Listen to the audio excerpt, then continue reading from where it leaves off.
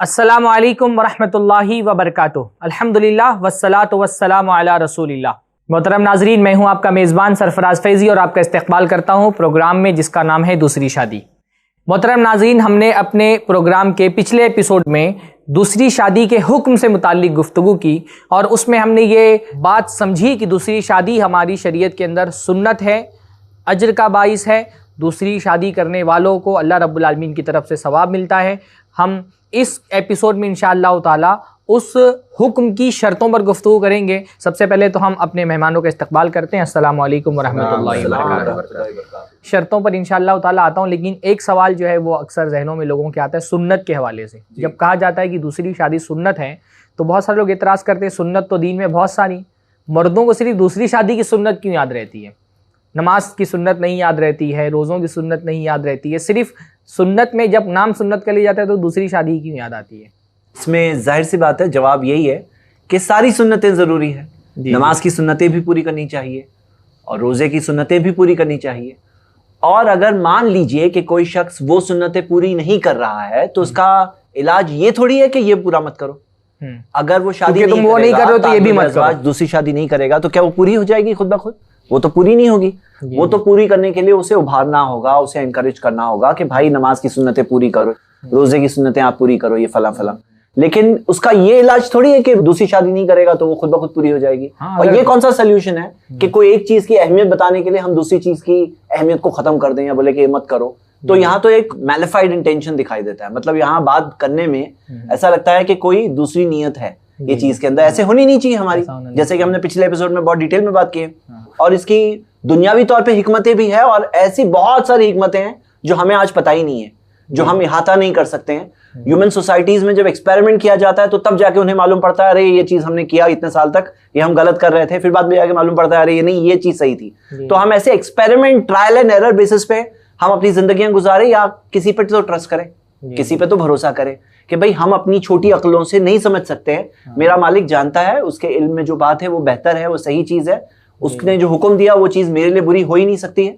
और उस पर ट्रस्ट करके अपनी जिंदगी गुजारे। और अगर कोई अमल करना चाहते हैं तो हम उसमें आड़े ना आए, हम उसमें बैरियर ना बने। हाँ, ये बात है कि वो शरायत पूरी करें, जैसे कि शरायत आज हम देखने वाले इंशाल्लाह, तो वो शर्तें पूरी करना जरूरी है। मैं उससे एक बात ये जहन में आ रही है ना कि जो एतराज करता है कि तुमको दूसरी सुन्नतें नहीं दिखती, यही सुन्नतें क्यों दिखती हैं, यानी वो भी इसके सुन्नत होने का तो इनकार नहीं कर रहा है।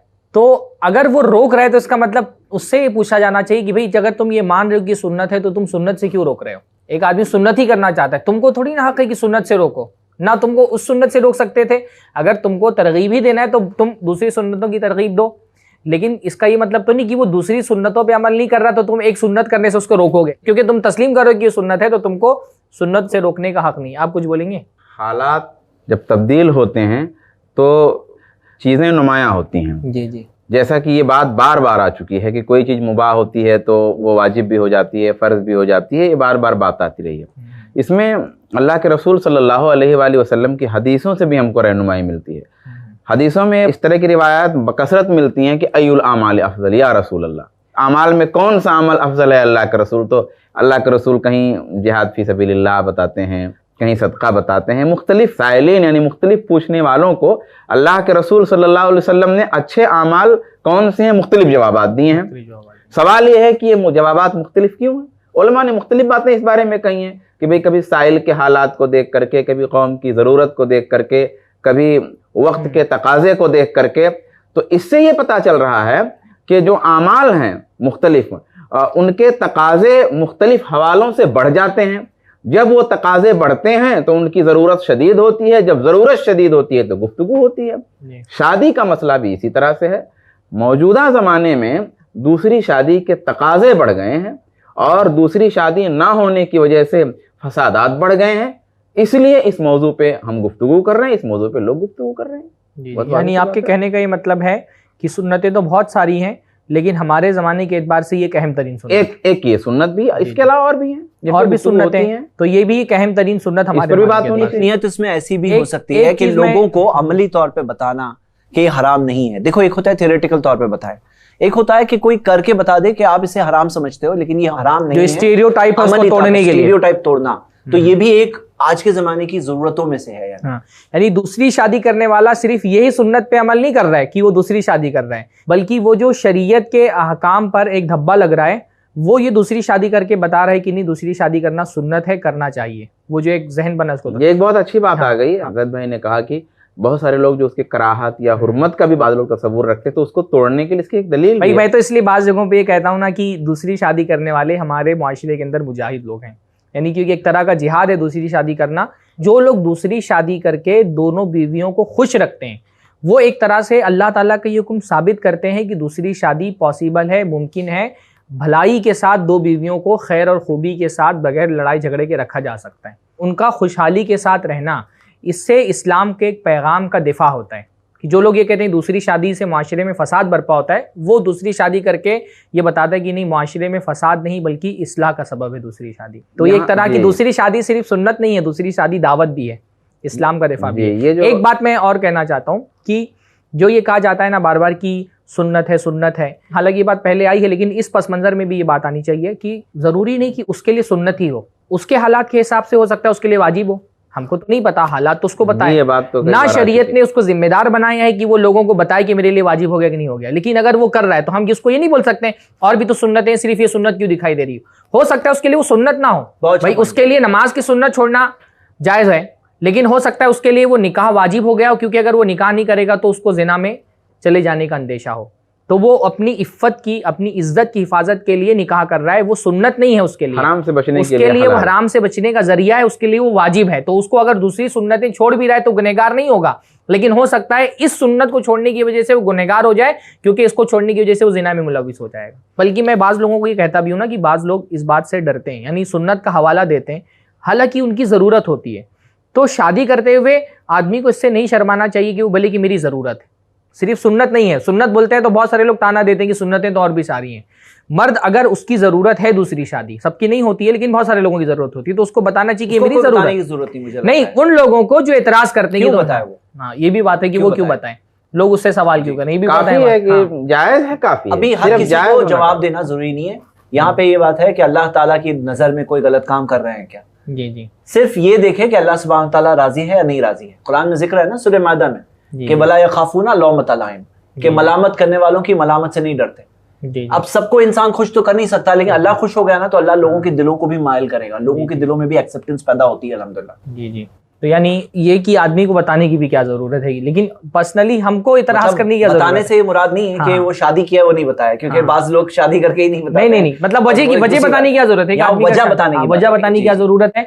और मुझको क्या हक बनता है कि मैं इतराज करूं? मैं कैसे बोल सकता हूं उसको कि तुमको और सुन्नतें क्यों नहीं दिख रही? हो सकता है उसके लिए वाजिब हो, मुझे नहीं पता, तो मैं तो नहीं बोल सकता कि तुमको दूसरी सुन्नतें क्यों नहीं दिखनी। ये जो पॉइंट जैद भाई ने कहा ना कि ये भी बताने के लिए जैसे किसी के जहन में हराम का तस्वुर अगर बैठा हुआ है या कानूनी तौर पे तो मानता है लेकिन तकरीबन मना, रोकने का या रुकने का तस्वुर बैठा हुआ है, तो इसलिए भी करना चाहिए, यह बात आई है, इसकी दलील है।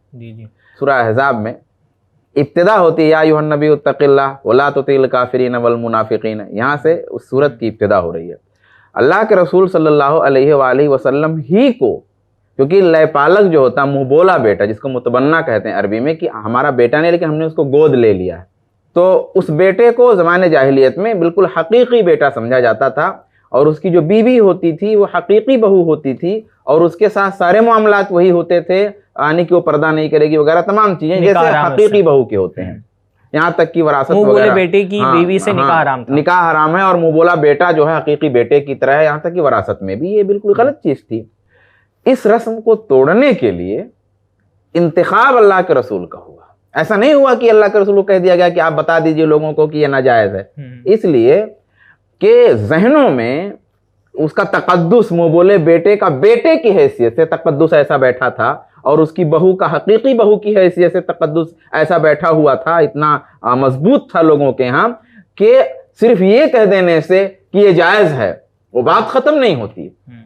इसलिए अल्लाह तबारक व तआला ने हालात ऐसे पैदा किए, शादी हुई सैयदा ज़ैनब की हज़रत ज़ैद से, फिर तलाक होता है, फिर जुदाई हो जाती है, और उसके बाद फिर अल्लाह के रसूल को हुक्म दिया जाता है। अल्लाह के रसूल तज़ब्ज़ुब में हैं तमाम तरह के, मैं उधर तफसीलात में जाना नहीं चाहता, उलमा ने बड़ी खूबसूरत अंदाज में उसको पेश किया है, लेकिन वहां पे अल्लाह के रसूल सल्लल्लाहु अलैहि वसल्लम को मुंतखब किया जाता है कि आप ये काम करें, क्योंकि जब तक आप नहीं करते इस काम को तो इतना मजबूत बैठा हुआ था ज़हनों में कि वो टूट नहीं सकता था।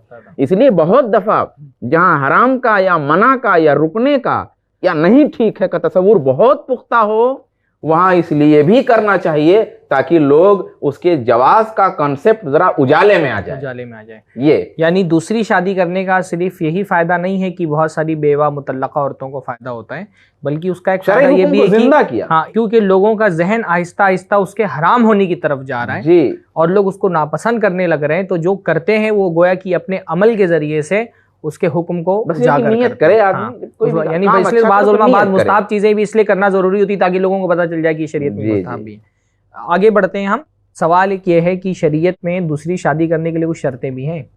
शरीयत में ये तो बात आ गई कि भाई शादी करने की तरगीब दी गई है, तमाम तरह के जो अहकामात इसके हैं। ख़ास तौर पे दूसरी शादी का जो मसला है कि भाई दूसरी शादी की इजाज़त है या दूसरी शादी सुन्नत है या मुख्तलिफ हालात में ज़रूरी भी हो जाती है, ये बात आ गई। लेकिन जाहिर सी बात है ये बात शरीयत ने आज़ाद नहीं रखी है। शादी और दूसरी शादी दोनों की शर्तें हैं, सिर्फ दूसरी शादी की शर्त नहीं है। जैसे जब दूसरी शादी की बात आती है ना तभी शर्तों की तो फटाफट शर्तों की बात आने लगती है। ऐसा नहीं है, शर्तें एक शादी में भी हैं और शर्तें दूसरी शादी में भी हैं। फर्क यह है कि जब एक शादी है तो शर्तें जरा कम हैं, जब आप 2 और 3 करेंगे तो जाहिर सी बात है शर्तें बढ़ जाएंगी। शरीयत के जो नुसूस हैं उन नुसूस से पता चलता है कि एक शर्त तो आदमी की जिनसी कुव्वत है जी, यानी जिस्मानी तौर पर उसके अंदर वो सलाहियत मौजूद होनी चाहिए कि वो जो इंसान का फितरी जज्बा है औरत का और मर्द का, उस फितरी जज्बे की तस्कीन हो सके, ये कर सके जी। जैसा कि रिवायत में मन इस्तता मिनकुमुल बात फल्यतज़व्वज, यानी कि नौजवानों की जमात से अल्लाह के रसूल सल्लल्लाहु अलैहि वसल्लम ने ये मुखातब किया कि तुम में से जिसके अंदर बा पाया जाए वो शादी करे। अब बा क्या है, तो उसमें एक माना उसका ये बयान किया गया है। एक माना कि भाई उसकी जिनसी कुव्वत, एक माना, और भी मानी है इस्तिताअत जी, यानी वो इस्तिताअत। अब इस्तिताअत में ये एक जिनसी कुव्वत, दूसरी माली कुव्वत जी, यानी कि उसके पास इतना तो होना चाहिए जो बीवी की बुनियादी जरूरियात जिससे पूरी हो सके, बुनियादी जरूरियात जी। उसकी भी दलील है। अल्लाह तबारक व तआला ने कुरान मजीद में फरमाया कि वलियस्ताफिफिल्लज़ीना ला यजिदूना निकाहन हत्ता युगनियहुमुल्लाहु मिन फज़लिही, कि जो लोग निकाह का रास्ता नहीं पा रहे हैं वो इफ़्फ़त इख्तियार करें, पाकीज़गी इख्तियार करें, उसकी कोशिश करें ताकि अल्लाह तबारक व तआला अपने फजल से उन्हें बेनियाज कर दे, मतलब उनके हालात ऐसे कर दे माली एतबार से कि शादी कर सकें। गोया इसमें ये बात पाई जाती है कि अगर बिल्कुल ही आप कलाश हैं, बिल्कुल ही आपके पास कुछ है ही नहीं सिरे से, तो जाहिर सी बात है कि ये एक तकाजा है। इस तकाजे को जब तक आप पूरा नहीं करते हैं तो मुकम्मल तौर पे आप उसके अहल नहीं होते हैं। तो ये दूसरी शर्त है। ये 2 शर्तें तो पहले निकाह में, ये दोनों शर्तें पहले में भी हैं और दूसरे में भी हैं, यानी एक शादी में भी ये शर्तें हैं और दूसरी शादी में भी ये शर्तें हैं। तीसरी शर्त अदल की है। अदल की शर्त दूसरी शादी में जायद है, जो उलमा कहते हैं कि पहली में नहीं है। हालांकि अगर आप गौर से देखेंगे तो उस माना में तो नहीं जिस माना में दूसरी में अदल है, लेकिन उसके साथ भी हुस्ने सलूक और जुल्म ना करना वगैरह पहली के साथ भी है। लेकिन चूंकि जब 2 बीवियां हो जाती हैं तो उसमें वो सारे मसाइल दरपेश होने के खतरात ज़्यादा हैं, इसलिए बड़े मुबरहन तरीके से दूसरी शादी में इस शर्त को कुरान पाक में पहली शादी में भी अदल की शर्त है जी जी कि उसके साथ इंसाफ किया, क्योंकि अदल का मतलब होता है हक देना, तो उसको जो उसका हक देना है जी। लेकिन दूसरी शादी में क्योंकि 2 बीवियां हो जाती हैं, मजान जिसको कहते हैं फुकहा मजान का लफ्ज़ इस्तेमाल करते हैं कि दूसरी शादी में अदल ना करने के इम्कानात बढ़ ज्यादा है, क्योंकि यहाँ मुकाबला भी मौजूद है। इसलिए यहाँ बड़ी वजाहत के साथ इसको जिक्र किया गया। तो ये तीसरी जो शर्त है ये दूसरी शादी में अलग से है। फ़इन खिफ्तुम अल्ला तादिलु फवाहिदा, तो यहाँ अदल की शर्त लगाई। तो ये 3 शर्तें हैं, जिनसी कुव्वत, माली कुव्वत, अदल की कुव्वत। ये 3 शर्तें जब पाई जाएं तो आदमी दूसरी शादी करे। अगर उसके अंदर ये शर्तें नहीं पाई जाती हैं तो जाहिर सी बात है नहीं करेगा, फिर वो बचेगा उससे। यानी ऐसे लोग नहीं भी करेंगे जी जी। तो यानी गोया कि हम सिर्फ यही नहीं बता रहे कि किन किन को करना है, जाहिर सी बात भी बता रहे हैं कि किन किन को नहीं करना है। जिनसी कुव्वत ना रखते हो, जो हजरात माली एतबार से ताकतवर ना हो और दूसरी बीवी को संभालने की ताकत ना हो, और जो हजरात अदल ना कर सकते हैं, उनको पक्का यकीन हो या गालिब गुमान हो कि मैं अदल नहीं कर सकता हूँ, उनको दूसरी शादी नहीं करना चाहिए, वरना लोगों को लगेगा हम सिर्फ दूसरी शादी की दावत दे रहे हैं। जी, लोग क्या है कि शादी कर लेते हैं और जानते नहीं कि इंसाफ करना है। ऐसी कितनी मिसालें हैं। एक तरफ तो वो लोग हैं जो करते ही नहीं है, नाजायज समझते हैं, हराम समझते हैं, और करने वाले भी जो गिने चुने केसेस मिलते हैं वो ऐसे केसेस होते हैं जिसकी वजह से और ज्यादा प्रॉब्लम्स हो जाते हैं। किसी ने शादी की, पहली बीवी को छोड़ दिया, किसी ने शादी की, दूसरी को छोड़ दिया, ध्यान नहीं दे रहा, इंसाफ नहीं कर रहा है, तो लोग ऐसे ये लोग बहुत बात बड़े को मुजरिम समझते हुए आगे हैं। वो भी जैसे हमने कहा ना इनफरादी तौर पे, कि इनफरादी तौर पे जो दूसरी शादी करके अच्छे से संभालता है, वो सिर्फ उसका जाती फायदा नहीं है, बल्कि वो माशरे के लिए दावत का जरिया बन रहा है। ऐसे लोग जो दूसरी शादी करके पहली को छोड़ देते हैं या दूसरी को छोड़ देते हैं, वो असल में इस्लाम को बदनाम करने का सबब बनते हैं, रुकावट का सबब बन रहे शरीयत हैं। के इस हुक्म को बदनाम करने का सबब बनते हैं, रुकावट का सबब बनते हैं। वो इतनी बुरी मिसाल कायम करते हैं कि इसके बाद अगर कोई मर्द करना चाहता है तो उसके घर वाले मुखालफत करते हैं उसकी मिसाल दे करके, और जो लड़की के घर वाले वो अपनी लड़की नहीं देते उन्हीं मिसालों की वजह से, कि फलां की लड़की के साथ ये मामला हो गया, तुम करोगी तो तुम्हारे साथ भी ये मामला होगा। एक बात इसमें ये भी है कि आम तौर पे मतलब ये जो शादियां इस तरह के हादसात का शिकार होती हैं, जैसा कि जैद भाई ने बताया, उसमें अक्सर ऐसा होता है कि जो अफेयर के जरिए शादी होती है। अब अफेयर जब होता है तो तबीयत पकड़े गए बहुत- तो शादी करते, या तो पकड़े गए या तो नहीं पकड़े गए, लेकिन तबीयत गुनाह की तरफ बहुत ज्यादा मायल हो गई और इतनी शिद्दत से मायल हो गई कि उस गुनाह को अपनी जिंदगी में लाए बगैर रह नहीं सकते। अब उन्होंने दूसरी शादी कर ली, उससे बड़े वादे वईद भी, बड़े ख्वाब भी दिखाए। तो ऐसी सूरत में होता क्या है कि दोनों तरफ वो मामला बहुत खराब होता है और ये शादियां मतलब टूट जाती हैं, खासतौर पे दूसरी। लेकिन अगर आप एक जहन बना करके, नियत करके, मैंने जैसा कि शुरू में बताया कि अगर आप अजर की नियत करेंगे तो अल्लाह तबारक उसमें बरकत देगा और इस पे उसमें इंशाअल्लाह रास्ते ताला हम जी। बात करेंगे कि जो दूसरी शादियां नाकाम होती है, इस पर हम जी, अलग एक जी। एपिसोड पे बात करेंगे कि उसके असबाब क्या है।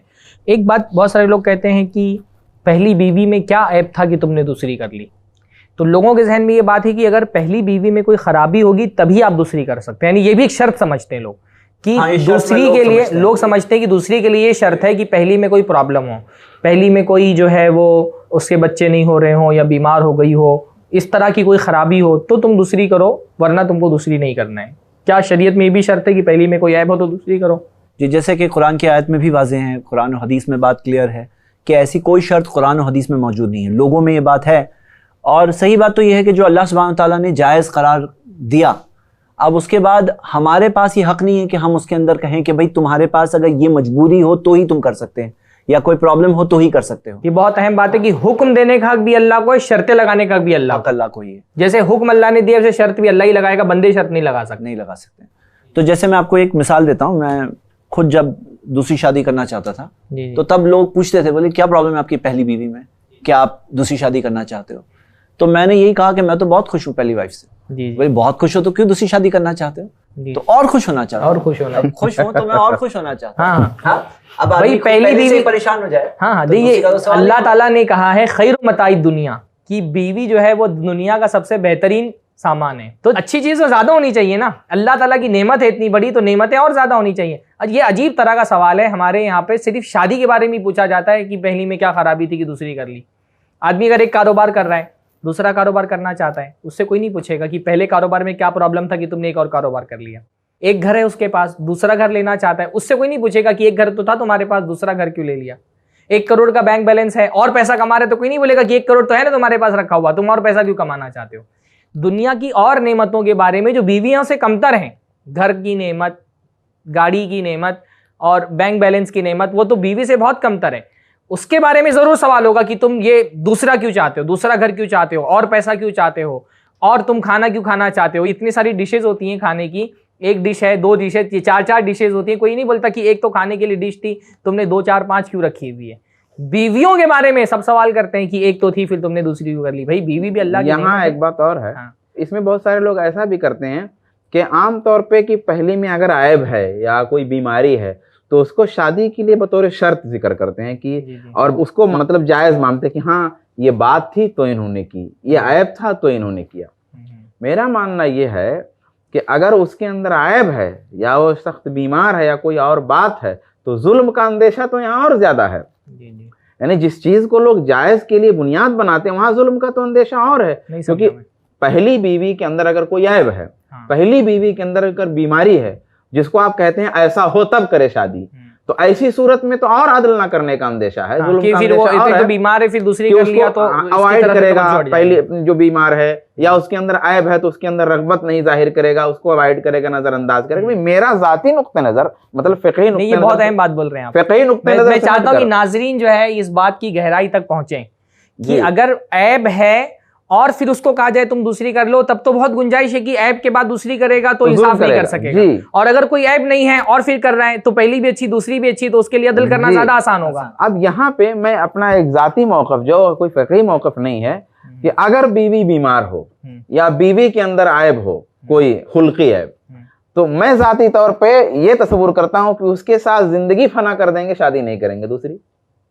ये तो आपका जाती है, मेरा जाती है, मैं ये कहता हूँ कि मेरा कहना कि कोई अगर करता है तो गलत नहीं है, लेकिन जो लोग इस बात को इस हवाले से पेश करते हैं कि गोया किसी ने शादी किया अगर नहीं, कभी जाती तौर पे ऐसा मसला होता है। बाज दोस्तों का ये हुआ ना कि बच्चे नहीं हो रहे हैं, लोग उनसे कहते थे कि शादी कर लो, तो उनको ये होता था ना कि एक तो मेरी बीवी को बच्चे नहीं हो रहे हैं, ऊपर से मैं दूसरी शादी कर लूँ तो इसको डबल गम हो जाएगा कि मेरी इस ऐप की वजह से मेरी सौकन आ गई है, तो उससे वो बचते थे।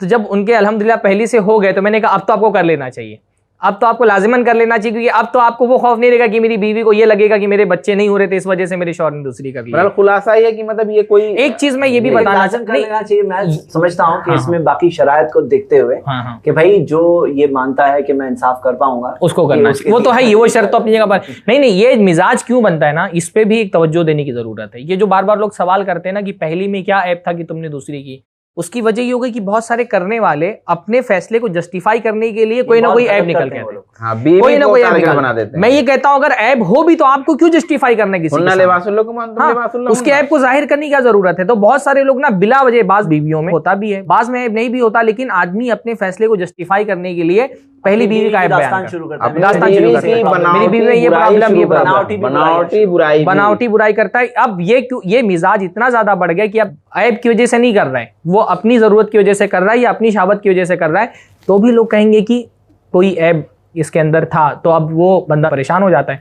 अच्छा, एक चीज ऐप वाली मसले में ये भी होती है ना, क्योंकि माशरे के अंदर ये मिजाज बन गया है कि पहली का कोई ना कोई ऐप बयान करके आदमी दूसरी करता है, तो जब आदमी दूसरी करना चाहता है ना, तो पहली बीवी को शौकन से प्रॉब्लम नहीं होता है, उसको ये टेंशन रहता कि अगर मेरे शौहर ने दूसरी कर ली तो लोग समझेंगे कि मेरे अंदर कोई ऐप था। ये बहुत बड़ा मसला है कि वो ये सोचती है ना कि अगर मेरे शौहर ने कर ली तो घर के लोग, खानदान के लोग ये सोचेंगे अच्छा इसके अंदर कोई प्रॉब्लम था तभी इसके शौहर ने दूसरी शादी कर ली। तो ये भी लोगों को बताना बहुत जरूरी है, नफ्सियाती तौर पे भी, जिस्मानी भी तौर पे भी आदमी दूसरी शादी करता है, इसका लाजिम मतलब ये नहीं कि उसकी पहली बीवी के अंदर कोई ऐप था। हो सकता है कि उसकी जरूरत ज्यादा हो सकता है कि अल्लाह ताला ने उसकी अजर की नीयत हो, उसकी सवाब की नीयत हो, अलग अलग सरकमस्टेंसेस हो सकते हैं। हर दूसरी शादी करने वाले शख्स की पहली बीवी में ऐब नहीं होता, बल्कि बाज मर्तबा तो ये होता है कि आदमी अपनी पहली बीवी से इतना खुश होता है कि इसको सोचता है कि मेरी खुशी और ज्यादा होनी चाहिए। जब एक बीवी में इतनी खुशी है तो अगर इससे ज्यादा हो तो कितनी खुशी होगी। और मजीद क्या होता है कि जब वो ऐसे जाकर बुराई करता है तो वो अमली तौर पर ये कह रहा है कि आज मैं पहली की बुराई कर रहा हूँ, कल मुझे दूसरी की बुराई करने में भी कोई प्रॉब्लम नहीं होगा।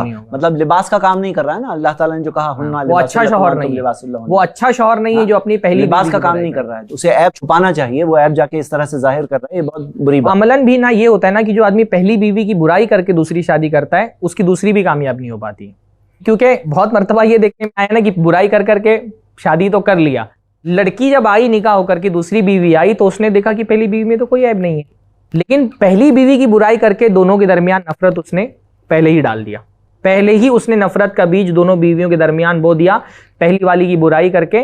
और बाद में पता चला कि पहली वाली के अंदर तो कोई ऐब नहीं था, लेकिन फिर वो रिश्ता कामयाब नहीं हो पाया। सौकनों के दरमियान वैसे गैरत होती है, लेकिन ये क्या करता है, उसकी बुराई करके पहले से दूसरी बीवी के दिल में नफरत डाल दिया, फिर वो नफरत उसको नुकसान पहुंचाती है और बरतर होने का तस्वुर पैदा कर दिया। और मजीद ये भी होता है कि अगर किसी को बुरा करते देखो, सपोज पहली सचमुच बुरी है और इसने वो बुराई जाकर जाहिर की बाहर और ये बुराई दूसरी को भी पता चली, तो ये ऐसा रिएक्शन भी इंसानी तौर पे हो सकता है जहां दूसरी सोचे कि मैं क्यों पीछे रहूं, वो ऐसा कर रही है इनके साथ तो मैं भी करूं। तो मतलब वो प्रॉब्लम उसको हमदर्दी चाहिए थी, वो शौहर को हमदर्दी चाहिए थी कि पहली की बुराई करेगा तो दूसरी के साथ मोहब्बत मिलेगी मुझे, लेकिन उल्टा उसको और ज्यादा डबल प्रॉब्लम हो जाता है, डबल प्रॉब्लम। वो जो बुराई करेगी इस्लाम का कायदा तोड़ा ना, दुनिया में भी परेशानी, आखिरत की परेशानी अलग है। जी, बहुत मुफीद गुफ्तगू हुई है। तो हम गुफ्तगू कर रहे थे निकाह के शराइत के हवाले से, उसमें हमने ये देखा कि निकाह की शर्तों में 3 शर्तें बुनियादी तौर पे हैं कि इंसान जिनसी तौर पे मजबूत हो, इंसान माली तौर पे इस्तिताअत रखता हो, और तीसरी शर्त यह है कि उसके अंदर अदल करने की इस्तिताअत हो। कुछ एक शर्तें लोगों के जहन में मौजूद होती हैं, हालांकि शरीयत में वो शर्त नहीं होती। उनमें से एक जहन में लोगों की ये बात होती है कि पहली बीवी के अंदर कोई ऐब हो तभी आदमी दूसरी शादी कर सकता है, हालांकि ये हुक्म अल्लाह ताला ने नहीं दिया है। इसी बात पर हम आज की इस एपिसोड का अख्तिताम करते हैं। ऐसी और भी बहुत सारी गलत फहमियाँ दूसरी शादी की शर्तों के हवाले से, इंशाअल्लाह ताला उन गलत फहमियों पर हम अपने अगले एपिसोड में गुफ्तगू करेंगे। फ़िलहाल हमारा वक्त ख़त्म हो रहा है। हम उम्मीद करते हैं कि इस गुफ्तगू से आपको फ़ायदा हो रहा है, और हम ये भी उम्मीद करते हैं कि इंशाअल्लाह ताला ये जो दीन का पैगाम है इसको आप ख़ुद भी इससे इस्तेफ़ादा करेंगे और इसको दूसरे लोगों तक भी पहुँचाएँगे। और उसका तरीका ये है कि आप हमारा यूट्यूब का चैनल सब्सक्राइब करें, लाइक करें वीडियोज़, कमेंट करें, अपने मशवरे, अपने तजावीज़ से हमको नवाजें। ये बहुत नाजुक मौजू है, और हम ये समझते हैं कि उलमा के साथ साथ जो हमारे नाजरीन हैं वो भी ज़मीनी सतह का तजुर्बा रखते हैं। तो हमारी गुफ्तगू में बहुत कुछ इजाफा आप कमेंट करके हमारी वीडियोस पर, चाहे यूट्यूब पर या फेसबुक पर, हमारी गुफ्तगू में अच्छी तालीकात के ज़रिए से आप इजाफा कर सकते हैं। तो हम उम्मीद करते हैं कि अपने मशवरों से, अपनी तजावीज़ से, अपने आरा से भी हमको मुस्तफ़ीद करेंगे। आज के एपिसोड का ही हम इख्तिताम करते हैं। अगले एपिसोड में इंशाअल्लाह ताला कुछ और नए मौज़ूआत पर हम आपके साथ दोबारा शामिल होंगे। तब तक के लिए इजाज़त चाहते हैं। अस्सलामु अलैकुम वरहमतुल्लाहि वबरकातुहू। समाज से बुराई मिटाने की कोशिश में i+ TV का साथ दें। UPI के जरिए डोनेट करने के लिए donate@ICICI पर ट्रांसफर करें। ऐसे ही और वीडियोस बनाने में हमारी मदद करें